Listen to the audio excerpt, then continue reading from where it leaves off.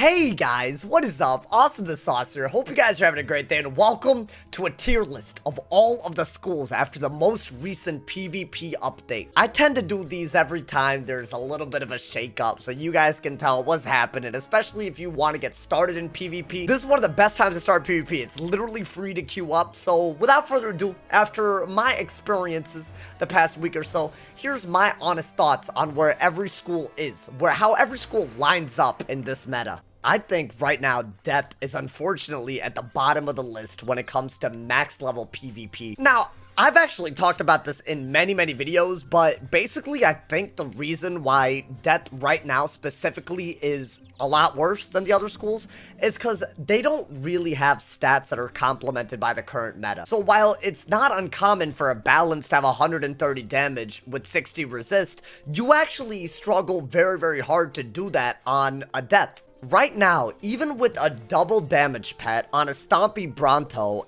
and a Dragoon's hat, I can still only hit 125 damage. You would see the extra 5 if I had the mount, but I can only just about hit the new damage cutoff as a Death Wizard, even with a glass cannon hat. Now, I'm sure a lot of people are thinking, what if you just ran turquoise, right? And then you could have, you know, 135 or 140 damage. As good as that might seem, the unfortunate truth is, because your damage on your actual hits do so little, like Krulu, for example, like Snack Attack, even Winged, because the actual big hitters of Death don't actually do that much, you actually can't afford to have so much damage when you're giving up so much resist for it. Even when you go super offensive, what hit do you possibly have to do a big hit out of an overtime? You simply just don't have that as a Death, and that's the issue. And while Ice and Life, at least they have recovery options, Death's only recovery option is a Drain, and Drains simply don't do enough to make a high damage setup worth it. So Death is in this really weird middle ground, and that's why it's at the bottom of the list. It's unfortunate. I think there might be a meta one day where Death is really good, but who knows when that'll be. I feel like Death is almost always at the bottom of these lists. Number 6 on the tier list of the top schools in max PvP is most certainly gonna have to be Storm. Now, I actually don't think that Storm is worse in this meta compared to the previous meta, and that's simply because crits do more, damage is better. The real issue is, even though Storm does benefit from a higher damage meta, their health is just too goddamn low. And because their health is low, all it takes is a couple of shat hits for Storm to really be out of the running. A Glass Cannon Storm build right now is probably less viable than it's ever been. You basically have to go for a resist setup, and that's where it gets a little tricky with Storm. Let's say that you were to put on the Malister hat, right? Let's say you were to put on even something as tanky as a Motorist Overcoat, and then you ran like normal stats otherwise, right? You run into very big issues very quickly, in the sense that your resist is actually only 54 universal, and that's not enough to actually fight against balance mana burn spammers, fire, even ice. It's just not enough, so you're kind of forced into a ward route. And then when you give up the damage to ward, you also run into another issue, which is the fact that your accuracy is very low if you run a resist setup. So right now, Storm is unviable on multiple grounds. Their accuracy is very low with resist builds. They cannot really invest in damage compared to resist because their low HP makes it so that other schools always outclass them because of their increased utility. And even though, yes, more crit is a good thing for Storm, and crit being a thing in the meta does give Storm a slight edge, it just doesn't make up for the fact that they have such little HP to compete otherwise. I think what I want to see when it comes to Storm, I want builds at max HP, like, you know, at max level with max HP. I want accuracy to not be a thing anymore, because basically a Storm Sniper pet is needed. And this is true for actually resist builds on fire, resist builds on myth, resist builds on ice, and resist builds on Storm right now. I feel like at max PvP, we shouldn't have to worry about accuracy. And I think that's the issue. When you make a pet or you make any type of setup, you basically have to give up either resist, you either have to give up health, or you have to give up accuracy, and there's no real way around it. If you were to get the accuracy on the hat, right, the Dragoon hat, it seems like a perfectly viable option,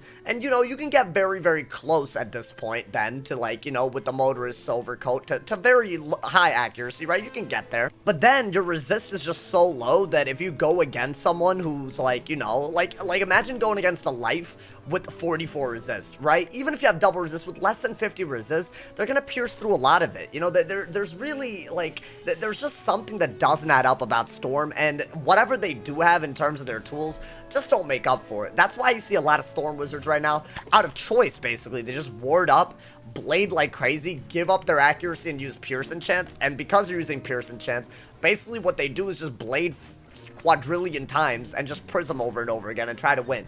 I'm not saying that that strategy is stupid. It's just super linear. It's super like, it really doesn't take advantage of the fact that Storm could be so much better than that.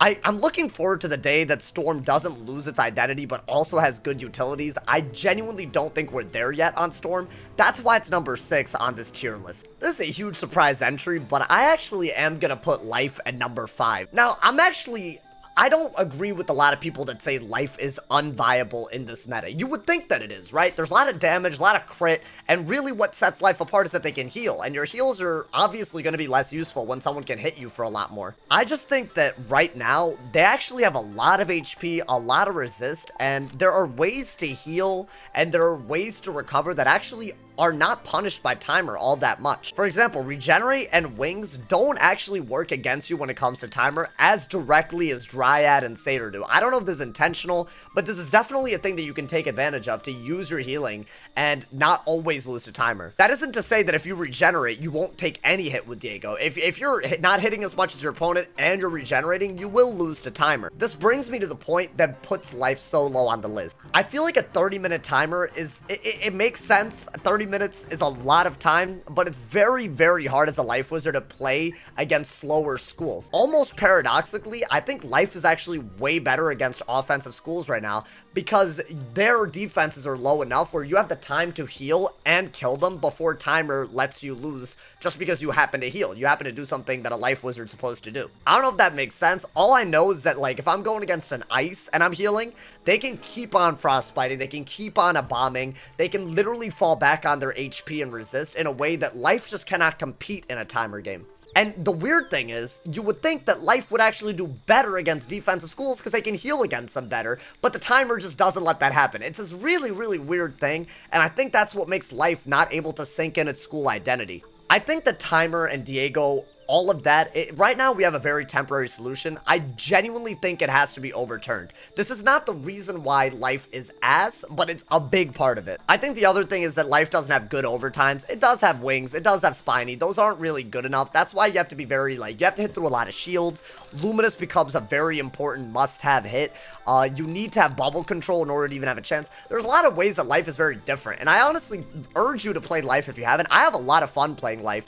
I just don't think that it has a tools to succeed against slower schools because of timer, and that's why it's low. There's so many schools that are slow. There's other Life Wizards, there's Ice, there's Balance, and there's obviously resist setups on a deck that can all really spell disaster for Life. Number 4 on this tier list is indeed Balance. I think Balance is in a really good spot right now. That's why it's in the middle of this list. I actually think that Balance right now, because of the way damage is a lot higher, if you have a gear set pet, right, like this one, for example, the Fossil Avenger set, if you have the mount and get that extra 5 damage, you can easily run 60-something resist with over 130 damage. 130 damage on these mana burns is absolutely nuts. So yes, you do have a lot of control as a Balance, but I think the thing that really holds Balance back right now, and you know, you could argue that it's a good thing or not, it's the fact that unlike a lot of other schools, it's actually very hard to get bubble. Life can do bubble fights easier, Death can do bubble fights easier, anyone with a hidden bubble like Myth and Fire can do bubble fights easier. The fact that you need a shad to change bubble really limits how effective your mana burns can be, so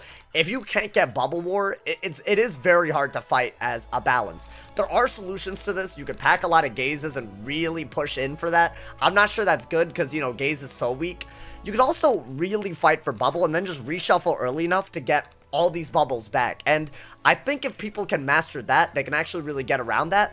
But when you don't have bubble, you simply don't have enough damage output, and that's why bubble control really works against Balance right now. Obviously, there are schools that are worse at bubble control, like Ice and Storm, and you will notice in those matchups, if you play well as a balance, you actually do have a very good chance of winning. But schools like Myth and Fire are insane right now. All you gotta do really against balance is blade up a lot, and yes, you can mana burn quite a bit, but mana burn does nothing against Myth with balance sword, and it's very bad against Fire, because they can literally just fire off into a Shad. It's a very pip efficient combo, so any school that mana burn doesn't work well against, you're kind of out of luck as a balance. You know, it's very, very easy to just think that balance is good because of mana burn. There are some schools where mana burn is not good. It's not a good tool against them. What I've noticed is that right now, because offensive schools can just play way better than balance in the offensive game, it is very hard to excel as a balance. I think it's right dab in the middle, and I think there's good reasons for that. I don't think they're predominantly good at anything. I don't think they're really that bad at anything. I think you could be a great balance player, but there are things that hold it back from being absolutely busted. Ice is most certainly number 3. I have no doubt in my mind that this is accurate, because the crit change actually gives Ice a huge buff, and this used to be the case before. If you guys are unfamiliar with the most recent damage change that I keep referring to, I should probably note there is more damage on crits, and the damage cutoff is much higher. So now the damage cutoff being higher does work against Ice, because they're not an offensive school. You're not going to get 125 damage on an Ice until you get penalized, right? You're not going to get to that point. So there's definitely enough room for offensive schools to rise above Ice. The thing is, though, crit is still very much a thing that Ice can access at the same level as any other school. 300 crit basically gives you a 15% bonus, and Ice hits a lot. All you really gotta do is blade a lot, frostbite a lot, and a bomb a lot, and all those crits will give you more damage in a disproportionate way compared to the health and the resist that you have. I do think that just like balance, Ice is held back by the fact that bubble control is very hard. You don't even have a hidden bubble, right? That is the only remarkable weakness behind Ice right now. That is the only thing that I can think of that holds Ice back. If you lose bubble control, you cannot win trades against people anymore, and that really makes pets like the new Ice Blimp really pivotal when it comes to fighting as an Ice. The only reason Ice isn't top 1 or 2 is because of the bubble control problem, and that's it. Their stats are very good for this meta. It's disproportionately high because of crit, and they have very easy combos to master. All you really got to do is double blade with bubble control, and a frostbite will absolutely wreck your opponent. I'm putting Myth way up on this tier list at number 2, and the reason I'm just putting them here is simply, and this is just truly, they just have a lot of options, and I used to feel this way about a lot of the schools, but I think right now, to me, it's very clear that Myth just has the most options, and they're an offensive school in a very offensive meta, so I think Myth is very, very good. Let's review, shall we? They got Dimension Shift against Trap Stackers, they got Earthquake against Blade Stackers, they got stun combos, they got hits that can circumvent shield, that can literally just pierce the shield and then hit, or they can pierce the shield and then add an overtime so that your follow-up does more. And of course, the best shadow spell. This is by far the best shadow spell. If your opponent lets this minion alive, it can literally satyr you. It can do a lot. You might have noticed that Fire is above Myth. The only reason I put Fire above Myth is because I think that because you have so many options as a Myth, you might deck fail. You might deck fail, and that's the truth. Like let's say you have all of these options. Sometimes one option's way better than another. So if you choose the wrong one and you discard wrongly, it becomes a complicated mess, right? If you think that, you know, a Mystic is better because you can pierce a shield, and then suddenly they double shield, and you discarded your King Art because you thought that a Mystic was better, now you have to look for another King Art because you want to pierce and then hit. I think because pre-enchants aren't currently in the game, and Fire just has such an easy job, all they have to do is double blade Fire off and win. It's literally that simple. Because Fire is so much easier, and their combos are so low in pip cost, I would say it's just simpler, and if you're taking into account too many options being a weakness, then Myth does fall to that.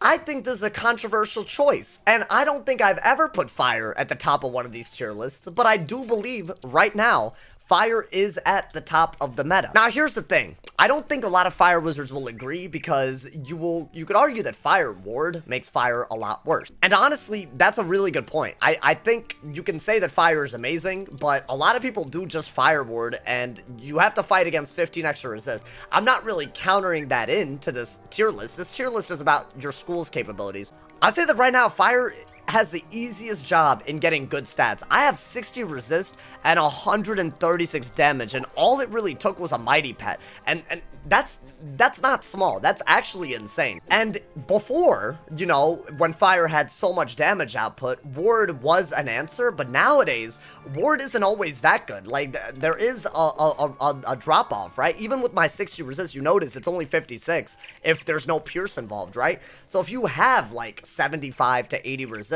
and I have 30-something pierce, right?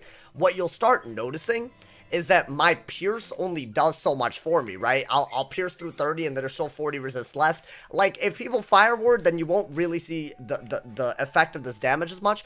But when you add in things like Shrike, when you add in things like Infal, you'll start noticing that a good fire off combo will always give you tons of damage as a fire. Since resist is so much worse than damage, like, and historically resist has always been so much better than damage, right now I'd say it's one of the first times that it isn't.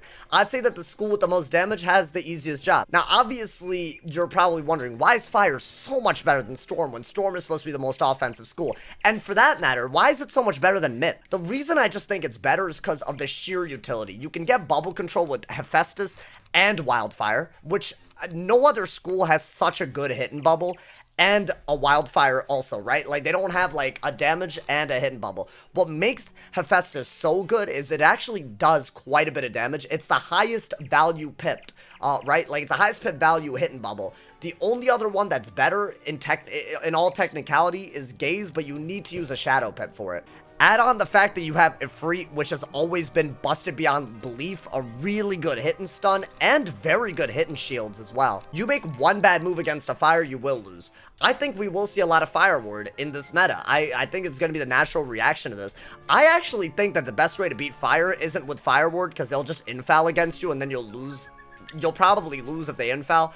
I think the best way to beat fire is by taking the fight to them. Do not let them get the offensive fire of pressure going on. Once they do that, it's already over for you. It's not as bad as it used to be with glass cannon fire, but it's definitely a menace, and that's why I put fire at the top of this tier list. Do y'all agree with this tier list? I really wonder. I hope you guys enjoyed this video. I try to break it down as well as I could. I honestly think this is a pretty accurate tier list, and you've probably seen this reflected in how people play, who they're playing on, how schools feel when you play them. But let me know, are there strategies that I'm overlooking? Are there ways some of these schools that I ranked higher are way worse, or some of these schools that are lower way better? Let me know your opinions in the comments. As always, drop a like if you enjoyed, leave a sub if you're new. There's tons of links in the description, including my Twitch, my Twitter, my Discord, my Instagram, and of course my Patreon. And as always, if somebody hasn't told you you're awesome today, they doing something wrong, so stay awesome.